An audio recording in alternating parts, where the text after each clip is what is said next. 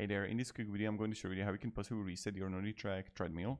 So what you have to do first is remove the safety key. This is the first thing. Remove the safety key.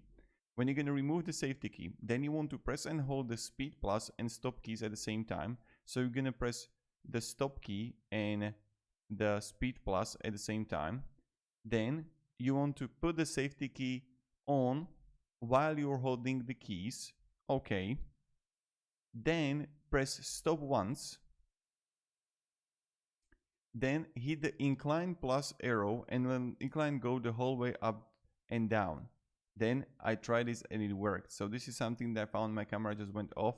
So you want to go incline as much as possible, whole way up and down, and maybe it's going to help you. Another thing that you can do, this is something I create for you. So you're going to have your Nordic from the back. You are going to find, it's going to be right here, located from the back. There you're going to have the reset button.